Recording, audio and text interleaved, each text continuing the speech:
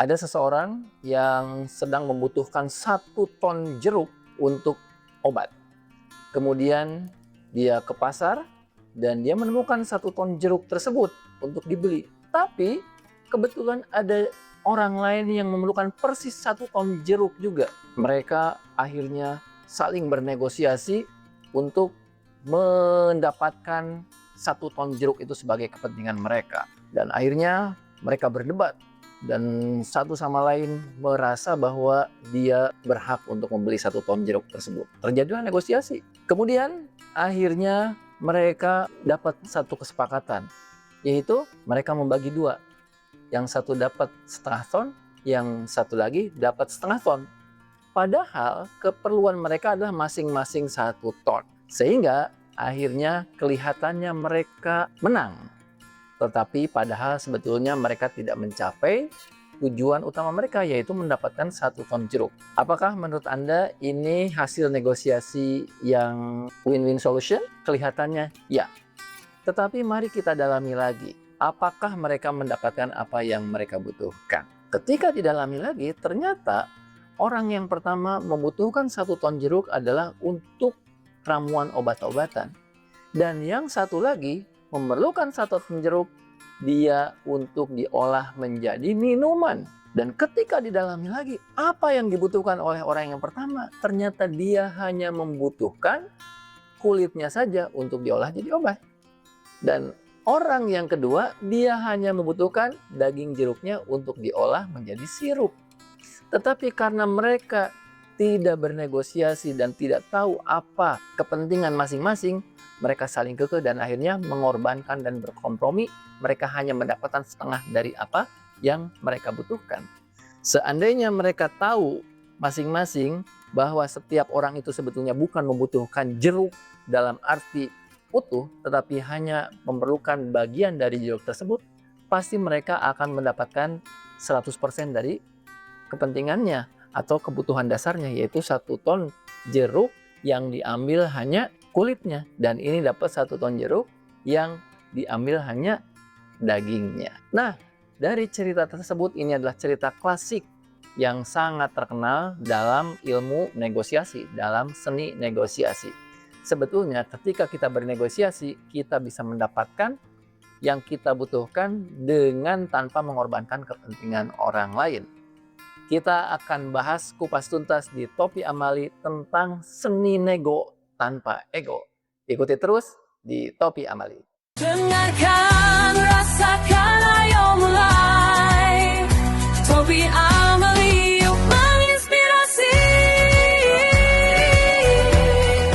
Pernahkah Anda mengalami proses negosiasi dan proses itu cukup melelahkan? Minimalnya ada 3 kelelahan yang bisa kita alami saat bernegosiasi kalau kita tidak tahu seninya. Pertama adalah kelelahan emosi. Kita mungkin merasa kesal karena kepentingan kita dihalangi oleh kepentingan yang lain. Bahkan sampai marah karena setiap orang bersikukuh dengan kepentingannya. Misalnya ketika kita tawar-menawar, kita pengen harga ini, pemilik rumah pengen harganya segini, padahal budget kita segini. Wah, akhirnya nggak jadi. Akhirnya kesel gitu. Atau negosiasi dengan pasangan hidup. Yang ini pengen liburan ke sini, ini pengen liburan ke sini. Waduh, masing-masing itu punya keinginan yang berbeda dan kelihatan bertolak belakang. Jadi kesel. Dan kekesalan itu adalah residu dari proses negosiasi. Karena kita tidak tahu apa seni negosiasi. Yang kedua, kelelahan karena hasil yang tidak memuaskan. Kita inginnya harga segini, tetapi penjual memberikan harga di atas budget yang kita anggarkan. Akhirnya yang kita inginkan tidak kita dapatkan. Hasilnya tidak memuaskan. Yang ketiga adalah hubungan. Jika kita bernegosiasi dengan orang yang sudah kita kenal, memiliki hubungan, bisa saja ketidaksepakatan dalam negosiasi ini membuat kita kesel dan akhirnya hubungan menjadi renggang. Bisa saja. Nah, oleh karena itu, ketidakmampuan kita dalam negosiasi bisa berdampak pada 3 hal tersebut. Secara emosi, kemudian secara hasil, dan secara hubungan. Oleh karena itu, kita perlu memahami bagaimana seni negosiasi. Ya, ada beberapa hal dalam negosiasi yang harus kita perhatikan, terutama dalam cara melihat kita bernegosiasi. Saat bernegosiasi, itu bukan berkonfrontasi, Atau bahkan bukan berkompromi, tapi berkolaborasi. Jadi bedanya tawar-menawar dengan negosiasi adalah kalau tawar-menawar itu adalah positional bargaining. Jadi kita memposisikan saya orang tua, kamu anak, saya guru, kamu murid. Jadi mempertahankan posisi, bertahan pada tuntutan awal yang kaku seolah-olah kita harus menang 100%. Sementara kalau dalam negosiasi kita fokusnya adalah mencari solusi. Solusi yang nanti menguntungkan kedua belah pihak dengan keuntungan yang maksimal, bukan saling mengorbankan. Nah, kemudian dalam dinamika, kalau dalam positional bargaining itu kalah dan menang. Wah, saya puas karena saya bisa mendapatkan harga yang optimal, tetapi si penjual menjadi rugi. Nah, itu adalah positional bargaining. Biasanya itu tidak berkah ya kalau dalam konsep Islam. Tetapi kalau dalam negosiasi itu harus win-win solution, pemecahan masalah yang kolaboratif ya. Side by side, win-win. Kemudian dampak relasionalnya, kalau bargaining itu biasanya merusak hubungan. Sementara kalau dalam negosiasi justru akan mempererat hubungan. Karena kita sudah bernegosiasi, kita sepakat, kita hubungan makin erat. Dan hasil akhirnya kalau kompromi buta dan jalan buntu. Ya, jadi kompromi itu kompromi buta saja. Jalannya biasanya jalan buntu. Sementara kalau dalam negosiasi itu harus keuntungan bersama dan mutual gain. Dua-duanya mendapatkan sesuatu yang saling merelakan. Ya, itu. Jadi dalam negosiasi kita tidak sedang berhadapan dengan musuh, tetapi dengan kolaborator. Ya. Apa yang harus kita perhatikan? Ada 4 pilar. Bayangkan negosiasi itu sebagai sebuah jembatan. Ada 4 pilar penyangga jembatan tersebut. Jembatan tersebut disangga oleh pilar pertama, yaitu adalah pisahkan people from problem. Ya, jadi kalau kita negosiasi dengan anak kita, anak ini bikin masalah dan kita harus negosiasi biar anak itu kalah.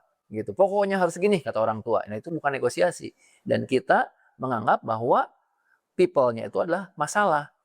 Padahal kalau dalam negosiasi, oke, anak kita tidak mau sholat. Tetapi bukan berarti dia tidak mau sholat itu orangnya buruk.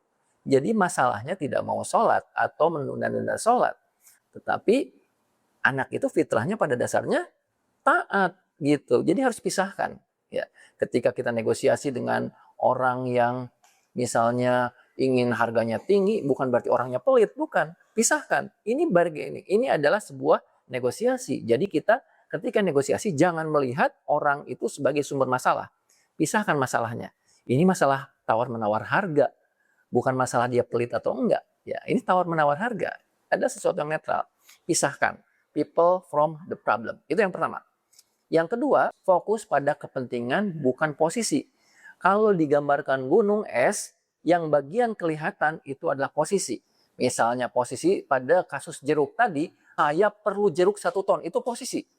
Ya, saya ingin jeruk 1 ton. Itu adalah keinginan. Tapi kalau kita dalami ke dalam, apa kebutuhannya? Ternyata kebutuhannya adalah kulit jeruk untuk dibuat obat. Itu ternyata dia tidak memerlukan jeruk. Dia memerlukan kulit jeruk.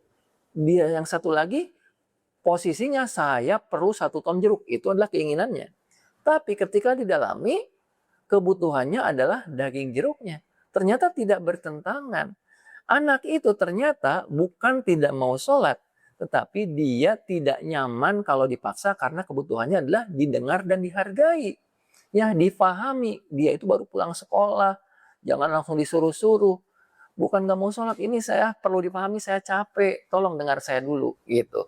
Jadi, kadang-kadang posisi itu seolah-olah itu adalah sesuatu yang utama. Padahal di balik itu, kalau kita menyelam ke lautan, gunung yang tidak terlihat di dalam lautan, gunung es itu adalah kebutuhan dasarnya. Orang itu kadang-kadang bukan pelit, tetapi dia punya kebutuhan dasar bahwa dia perlu melakukan saving misalnya. Jadi kita mungkin, orang ini pelit. Padahal bukan.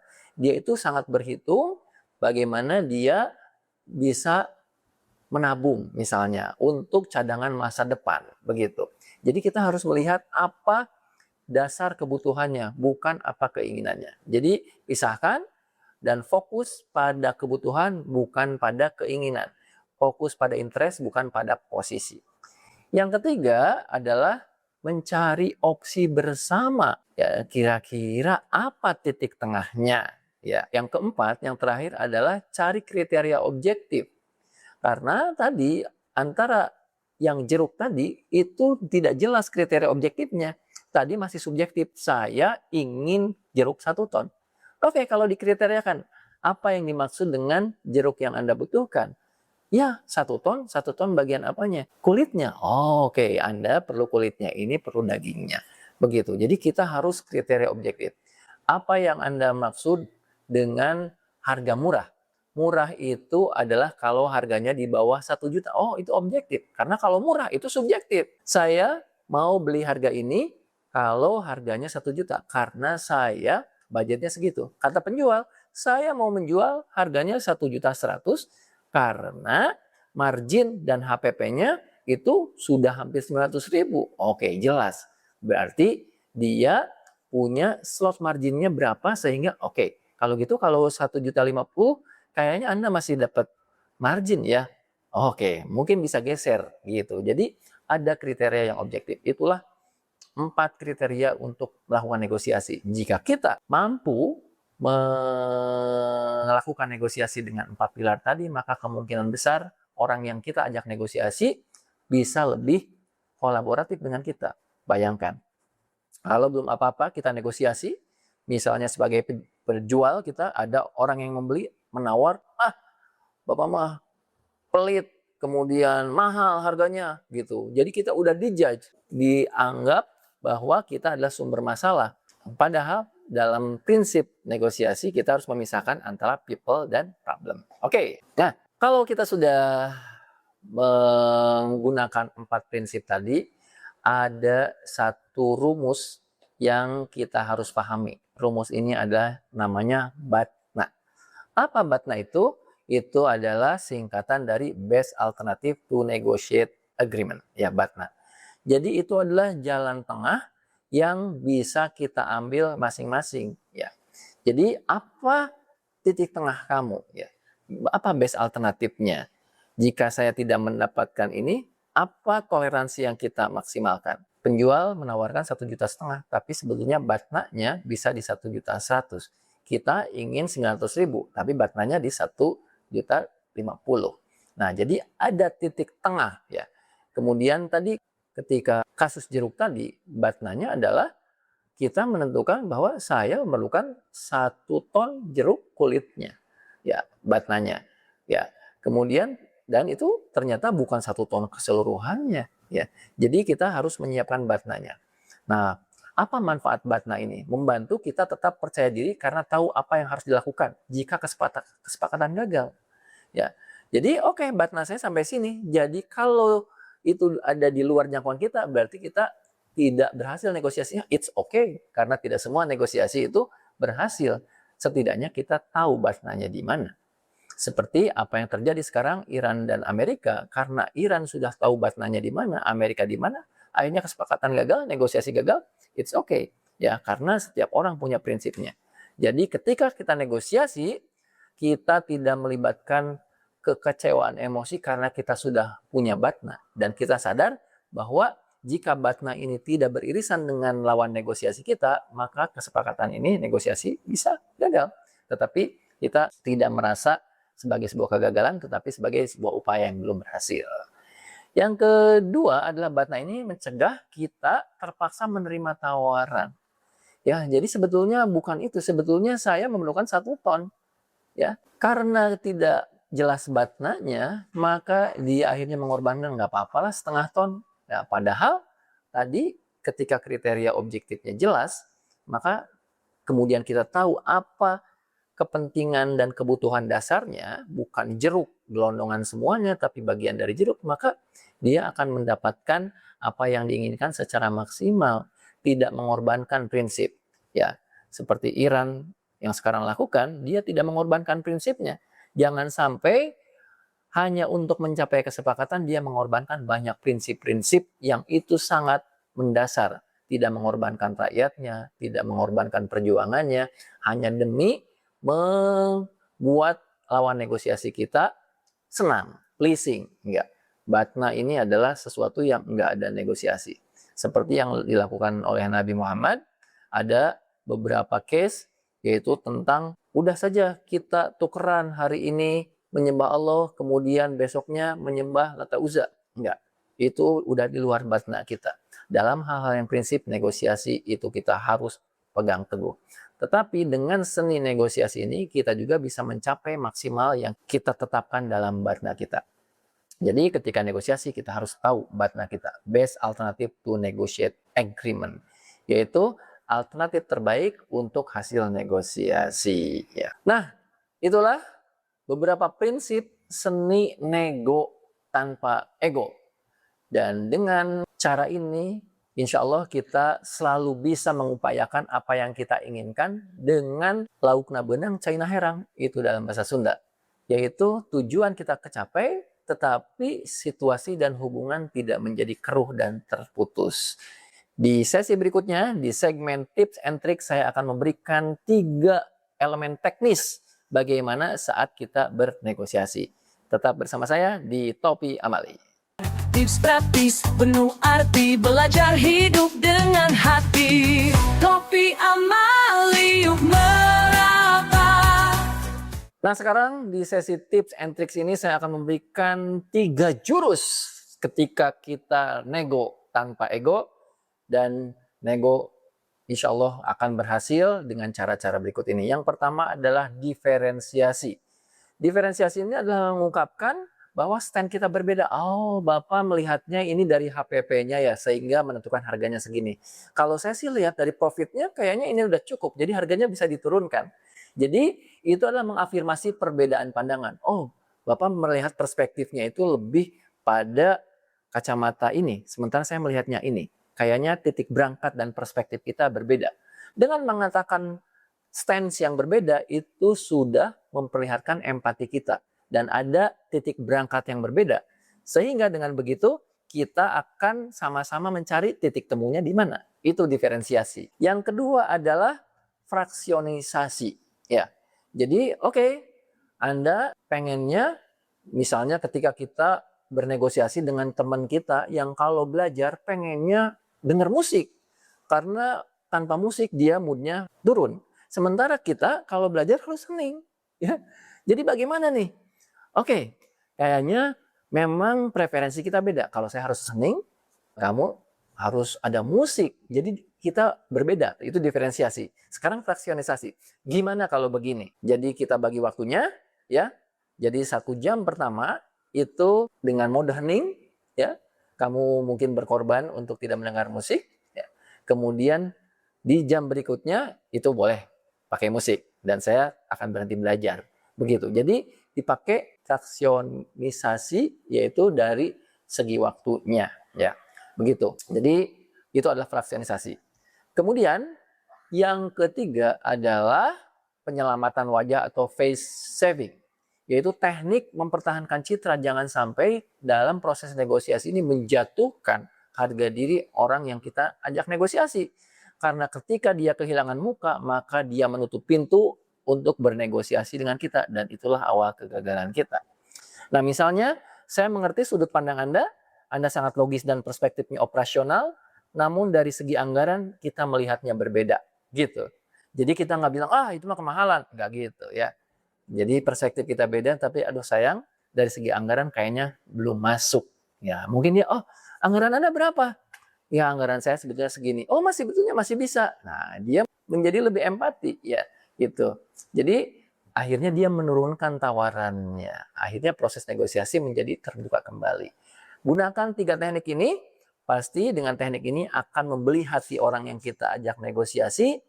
Dan dengan begitu, akhirnya kepentingan kita dan kebutuhan kita akan bisa bertemu dengan kepentingan dan kebutuhan dia. Gunakan teknik-teknik ini dalam jual beli, dalam bernegosiasi dengan orang tua yang mungkin perspektifnya beda, negosiasi dengan anak kita yang beda generasi, mungkin anak kita generasi alfa, kita generasi X, dengan calon mertua, dengan tetangga, dengan siapapun. Ini adalah ilmu yang penting dalam kehidupan sehari-hari. Karena setiap hari kita selalu memerlukan negosiasi dan negosiasi. Selamat mencoba, mudah-mudahan semua keinginan dan impian Anda bisa terwujud melalui ilmu negosiasi ini. Demikian, terima kasih. Sampai ketemu lagi di Topi Amali berikutnya.